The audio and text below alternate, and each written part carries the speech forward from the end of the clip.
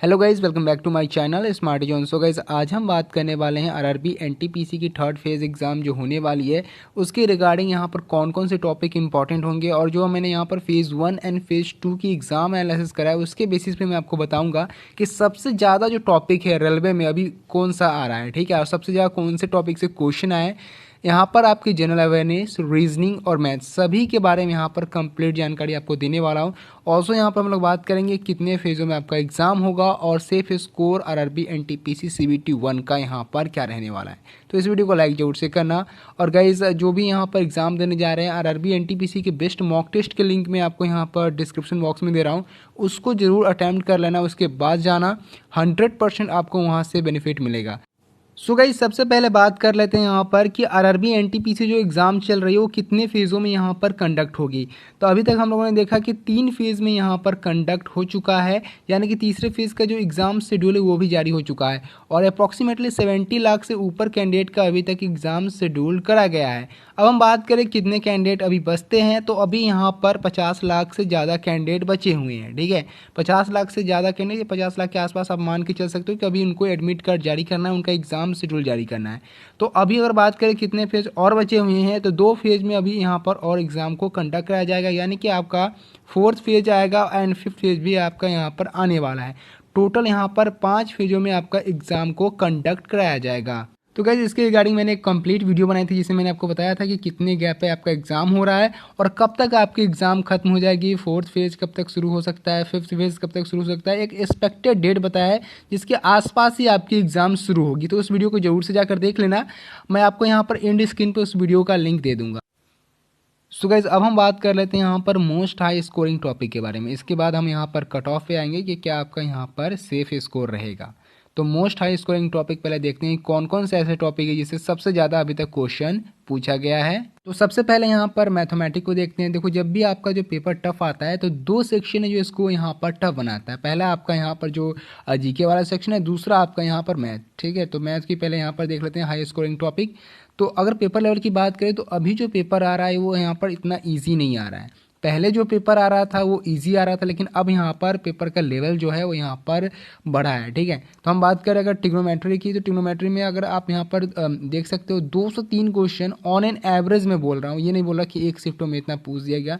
2 से 3 क्वेश्चन हर एक शिफ्ट में यहाँ पर इससे पूछा जा रहा है अगर हम एक एवरेज लेकर चले तो। अगर बात करें मैक्सिमम कितने क्वेश्चन आते हैं, तो यहाँ पर मैक्सिमम 4 क्वेश्चन भी इससे पूछा गया है अभी तक, ठीक है। नेक्स्ट हम बात करें ज्योमेट्री की, तो यहाँ पर एवरेज बात करें तो 1 से 2 क्वेश्चन हर एक शिफ्ट में पूछा जा रहा है आपके, ठीक है। तो ज्योमेट्री भी आपके लिए इंपॉर्टेंट है। नेक्स्ट हम देखें यहाँ पर अब परसेंटेज की, तो परसेंटेज से भी 1 से 2 क्वेश्चन आपका यहाँ पर कंफर्म है, ठीक है। अब ऐसे में बहुत सारे कैंडिडेट होंगे जिनका यहाँ पर कुछ पार्ट वीक होगा, किसी का अलजेब्रा वीक होगा, तो किसी का यहाँ पर ट्रिग्नोमेट्री वीक होगा, तो ऐसा होता है, ठीक है। तो आप यहाँ पर डिसाइड कर लो कि आपको कहाँ पर मैनेज करना है अपने आप को, ठीक है। कौन सा टॉपिक आपको यहाँ पर ज़्यादा अच्छे से पढ़ना है, इस चीज़ को आप यहाँ पर समझ लो। नेक्स्ट हम वही बात करें तो मेंसुरेशन से बात कर ले, तो यहाँ पर आप देख सकते हो 2 से 3 क्वेश्चन आते हैं, परसेंटेज से भी आपके 1 से 2 क्वेश्चन आते हैं, ठीक है। और फिर आपका यहाँ पर आता है अलजेब्रा, जहाँ से एक से 2 क्वेश्चन ऑन एन एवरेज पूछा जा रहा है। और प्रॉफिट एंड लॉस की बात करें, सबसे ज़्यादा इंपॉर्टेंट टॉपिक अभी तक रहा है, इससे हमेशा ऑन इन एवरेज हम बात कर रहे हैं 4 से 5 क्वेश्चन अभी तक देखने को मिला है, ठीक है। तो इस टॉपिक को आप अच्छे से करके जाना, जितना हो सके इसका प्रैक्टिस कर लेना और क्वेश्चन यहाँ पर प्रीवियस ईयर का सॉल्व कर लेना, ताकि आपको यहाँ पर एग्जाम का पैटर्न समझ में आए। जो यहाँ पर मेमोरी बेस्ड क्वेश्चन आपको यूट्यूब पर मिल जाएगा, वहाँ से आप इसको सॉल्व करके जाना, क्योंकि यहाँ पर देख सकते हो सबसे ज़्यादा इसका वेटेज यहाँ पर 4 से 5 क्वेश्चन बहुत होता है यहाँ पर, ठीक है। अब हम बात करें DI की, तो DI देख सकते हो 3 से 4, ठीक है। तो ये कुछ इंपॉर्टेंट टॉपिक है जिससे क्वेश्चन ऑन एन एवरेज सबसे ज़्यादा पूछा जा रहा है। तो 3 से 4 इसका हो गया और आपका 4 से 5 यहाँ पर देखो, अगर तो आप अगर एक मिनिमम भी लेके चलोगे तो 7 क्वेश्चन आपका यहीं से सही हो सकता है। अगर इन सारे टॉपिक को अच्छे से करके जाओगे तो 7 क्वेश्चन यहीं से आ जाएगा, 2 टॉपिक से सिर्फ, ठीक है। नंबर सिस्टम देख सकते हो, यहाँ पर 2 से 3 क्वेश्चन यहाँ पर ऑन इन एवरेज पूछा जा रहा है। बोर्ड मार्क्स की बात करें तो बोर्ड मार्क्स में ज़्यादा प्रैक्टिस करने की नीड नहीं है। अगर आप बोर्ड मार्क्स जानते हो तो आप वहाँ पर सॉल्व कर लेगो, ठीक है। तो इसको ज़्यादा यहाँ पर प्रैक्टिस करने की उतनी नीड नहीं होती, बस आपको यहाँ पर ध्यान में रखना है कि कैसे आपको इसको सॉल्व करना है। बोर्ड मार्क्स उतना हार्ड नहीं आता, 2 से 3 क्वेश्चन तो यहाँ पर डेफिनेटली पूछा जाएगा बोर्ड मार्क्स से भी। तो नॉर्मली बोर्ड मार्क्स सभी का यहाँ पर सही होगा मेरे अकॉर्डिंग। हम बात करें टाइम एंड वर्क, तो यहाँ से भी 2 से 3 क्वेश्चन है। तो ये सब हाई स्कोरिंग टॉपिक है, इसको ध्यान में रखना और वहाँ पर डेफिनेटली इससे क्वेश्चन आएंगे ही आएंगे। नेक्स्ट हम बात करें यहाँ पर, तो एवरेज से 1 से 2 क्वेश्चन पूछा जा रहा है ऑन इन एवरेज हर एक शिफ्ट में, ठीक है, 1 से 2 क्वेश्चन आता है। वही हम बात कर लें यहाँ पर स्पीड एंड डिस्टेंस है, तो यहाँ पर भी 1 से 2 क्वेश्चन पूछा जा रहा है। तो अगर हाई स्कोरिंग बात करें सबसे ज़्यादा कौन सा है, तो प्रॉफिट एंड लॉस DI आपका हाई स्कोरिंग है, नंबर सिस्टम हो गया, और फिर आपका board mass and time and work हो गया, ठीक है। ऊपर आपका यहाँ पर ट्रिग्नोमेट्री हो गया, जैसे ज़्यादा क्वेश्चन यहाँ पर पूछा जा रहा है। तो इन सारे टॉपिक को आपको ध्यान से करके जाना है, क्योंकि यहाँ से क्वेश्चन डेफिनेटली हर एक शिफ्ट में पूछा जा रहा है। तो डेफिनेटली आपका यहाँ पर आपके भी आने वाले शिफ्ट में यहाँ पर डेफिनेटली पूछा जाएगा। हम बात करते हैं यहाँ पर नेक्स्ट अगले सब्जेक्ट के बारे में। तो यहाँ पर देख लो जनरल अवेयरनेस, ठीक है, जनरल अवेयरनेस आप देख सकते हो यहाँ पर स्टेट के CM, ठीक है, और गवर्नर के बारे में यहाँ पर पूछा जा रहा है। तो ये तो नॉर्मली हर एक एग्जाम में आता है, तो आपको ये चीज़ तो याद करना है। इंपॉर्टेंट डेट्स, ऑब्वियस सी बात है कि इंपॉर्टेंट डेट्स आप याद करके जा रहे होगे, क्योंकि ये तो हर एक एग्जाम में क्वेश्चन आता है, ठीक है, इससे। और थीम हो गया, जैसे कि यहाँ पर आपका इन्वायरमेंट का थीम पूछा गया था, और इंपॉर्टेंट डेट्स में जैसे कि यहाँ पर पूछा जा रहा है आपका कि अर्थ डे कब मनाया जाता है, ये सारी चीज़ आपको यहाँ पर ध्यान में रखना है। अब हम बात करें हेडक्वार्टर की, तो हेडक्वार्टर से यहाँ पर क्वेश्चन आ रहे हैं, जैसे कि ICC का हेडक्वार्टर पूछा गया, DRDO का पूछा गया, वर्ल्ड बैंक का पूछा गया, PNB का भी हेडक्वार्टर यहाँ पर पूछा गया है। तो यहाँ पर टेम्पल से भी क्वेश्चन आ रहे हैं। अभी रिसेंटली जो यहाँ पर एक शिफ्ट हुआ, जिसमें कि यहाँ पर केरला के टेम्पल के बारे में पूछा गया था। केरला में जो एक टेम्पल है उसके बारे में यहाँ पर क्वेश्चन था, उससे रिलेटेड, ठीक है। तो आप यहाँ पर यूट्यूब पर इसके बारे में वीडियो देख सकते हो। यहाँ पर सारे एनालिसिस आपको यूट्यूब पे मिलेंगे। जो मैं यहाँ टॉपिक बता रहा हूँ, आप उससे यहाँ पर बस जो आया क्वेश्चन है उसको देख लेना। हम बात करें हिस्टोरिकल डेट की, तो यहाँ पर हिस्टोरिकल डेट पूछा जा रहा है, जस्ट लाइक कि यहाँ पर एक शिफ्ट में पूछा गया था कि गांधी जी का जो डेट ऑफ बर्थ था वो क्या था। तो ये भी आपके लिए यहाँ पर इंपॉर्टेंट हो गए। और आपका फुल फॉर्म देखो, फुल फॉर्म से क्या है कि ऑन एन एवरेज 1 से 2 क्वेश्चन आ जाता है, ठीक है। कभी कभी एक ऐसा शिफ्ट आ जाता है, जैसे कि बीच में मान लो कि 2 शिफ्ट ऐसा आ जाता है कि इसमें इससे क्वेश्चन नहीं रहता है, मैंने भी देखा है। लेकिन मोस्टली यहाँ पर पूछा ही जा रहा है, तो आपको याद करके तो जाना ही है, क्योंकि यहाँ पर आपको नहीं पता कि आप कौन से शिफ्ट में जा रहे हो जहाँ पर फुल फॉर्म आ जाएगा या नहीं आ जाएगा। तो इससे भी 1 से 2 क्वेश्चन ऑन एन एवरेज अभी तक पूछा गया है। हम बात करें बुक्स एंड ऑथर की, तो ये भी आपको यहाँ पर याद रखना है, ठीक है, इंपॉर्टेंट है आपके लिए, लिस्ट निकाल लेना। हम बात कर लें यहाँ पर नेक्स्ट, तो नेक्स्ट आप देख सकते हो कैपिटल ऑफ यहाँ पर कंट्री पूछा जा रहा है, जो कि इंपॉर्टेंट है, ठीक है। तो इस चीज़ को आप ध्यान में रखो, ये भी आपके लिए काफ़ी ज़्यादा इंपॉर्टेंट है। कैपिटल ऑफ कंट्री आपको यहाँ पर याद रखना है।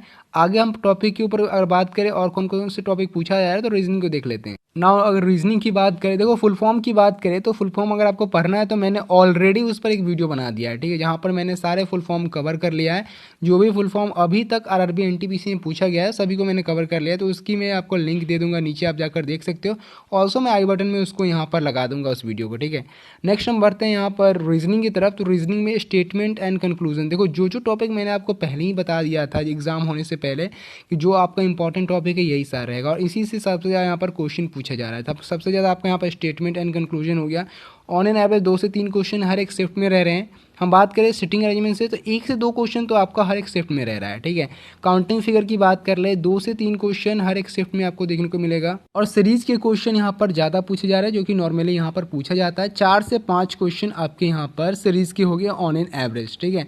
तो 4 क्वेश्चन तो मिनिमम है आपका सीरीज से, तो इसको आपको ध्यान में रखना है। और कोडिंग डिकोडिंग से 2 से 3 क्वेश्चन हो गए। फिर आपका यहाँ पर वेन डायग्राम हो गया। तो कोई अलग चीज़ नहीं पूछ रहा है यहाँ पे, जो आपका नॉर्मल सा टॉपिक जो हर एक एग्जाम में आता है वही यहाँ पे पूछा जा रहा है, ठीक है। और फिर आपका यहाँ पर स्लॉग्स हो गया, इससे भी क्वेश्चन पूछ रहे हैं। तो 1 से 2 क्वेश्चन यहाँ पर इस टॉपिक से भी रह रहे हैं। लेकिन जो आपका मोस्ट हाई स्कोरिंग टॉपिक है यहाँ पर क्या है, आपका सीरीज, कोडिंग डिकोडिंग, और यहाँ पर फिगर काउंट हो गया। फिर आपका यहाँ पर स्टेटमेंट एंड कंक्लूजन हो गया। तो इन सारे जो टॉपिक है उससे यहाँ पर ज़्यादा क्वेश्चन पूछा जा रहा है। तो इसको एक बार अच्छे से प्रैक्टिस करके जाना। रीजनिंग ऐसी चीज़ है कि अगर आप प्रैक्टिस करके जाते हो तो क्वेश्चन कितने भी टफ हो आप बना दोगे, ठीक है। तो आपको थोड़ा सा यहाँ पर प्रैक्टिस करनी है। अब हम बात कर रहे थे इसके यहाँ पर सेफ स्कोर के बारे में। सो गाइस, अभी तक जो मैंने एनालिसिस करा, एक वीडियो मैंने आपको बताया भी था कि क्या आपके यहाँ पर ओवरऑल कट ऑफ रह सकते हो। सेम यहाँ पर हम लोग ओवरऑल कट ऑफ की बात करेंगे। जब यहाँ पर आपका एग्जाम खत्म होगा तो हम लोग यहाँ पर zone wise cut off discuss करेंगे, कहाँ पर कितना अटेंडेंस रहा है। RTI ऑलरेडी मैंने फर्स्ट फेज के लिए अप्लाई कर दिया है, और जैसे ही आपका यहाँ पर सारा एग्जाम खत्म होगा उसके बाद हम लोग यहाँ पर जोन वाइज अटेंडेंस लगाएंगे, कितने अटेंडेंस यहाँ पर था। RTI रिप्लाई यहाँ पर बिल्कुल कंफर्म कर देगा, ठीक है। तो हम बात करें अगर यहाँ पर कट ऑफ की, तो एनालिसिस के लिए आप उस वीडियो को देख सकते हो। आपका जो एग्जाम लेवल अभी तक है वो इजी टू मॉडरेट है, जैसे कि मॉडरेट पेपर भी पूछा जा रहा है। पहले यहाँ पर जो स्टार्ट हुआ था तो काफ़ी इजी एग्जाम आपका यहाँ पर था। तो हम बात करें यूआर की कितना स्कोर सेफ होगा, तो अगर आपके 68 से लेकर 74 यहाँ पर स्कोर है तो बिल्कुल आप यहाँ पर सेफ रहोगे, ये आपका यहाँ पर सेफ स्कोर है। हम ओबीसी की बात करें कि कितनी कट ऑफ रह सकती है ओवरऑल, तो यहाँ पर 61 से लेकर 66 आपकी रह सकती है, ठीक है। ओवरऑल मैं बात कर रहा हूँ। हम बात कर ले एससी की, तो यहाँ पर एससी के 54 से लेकर 58 के बीच रहेगा।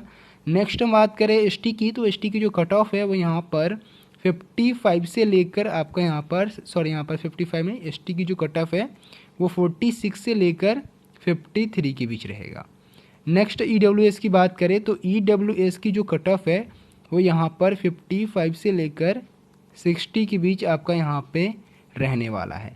तो ये आपकी यहाँ पर कैटेगरीज वाइज सेफ स्कोर है। अगर आप इसके आसपास भी स्कोर कर रहे हो तो आपका यहाँ पर सिलेक्शन होगा, क्योंकि अगर आपका यहाँ पर मॉडरेट शिफ्ट आ रहा है तो डेफिनेटली आपको यहाँ पर नॉर्मलाइजेशन का फायदा मिलने वाला है गाइज। अगर हम एसएससी की बात करें, अभी सीएचएसएल का आपका यहाँ पर रिजल्ट अनाउंस करा गया, जहाँ पर नॉर्मलाइजेशन में 20-20 मार्क्स इंक्रीज हुए हैं। तो एसएससी में ज़्यादा होता है, रेलवे में कम होता है मार्क्स इंक्रीज, क्योंकि यहाँ पर जो लेवल है ज़्यादा अप एंड डाउन नहीं होता है। तो देखते हैं आगे क्या होता है। जो भी अगर आपका एग्जाम लेवल ज़्यादा यहाँ पर हार्ड आएगा तो डेफिनेटली आपके 9 से 10 मार्क्स तो डेफिनेटली वहाँ पर इंक्रीज़ कर जाएंगे, ठीक है। तो आपको ज़्यादा टेंशन नहीं लेना, जिस लेवल का आपका एग्ज़ाम आता है उसके लेवल के अकॉर्डिंग आपको यहाँ पर एग्ज़ाम देना है। अगर आपका यहाँ पर 65 अटैम्प्ट आ रहा है, अगर आपका यहाँ पर मॉडरेट से हार्ड यहाँ पर एग्ज़ाम पूछा गया है तो ये भी एक अच्छा अटैम्प्ट माना जाएगा, अगर आपका यहाँ पर एक्यूरेसी अच्छा है तो, ठीक है।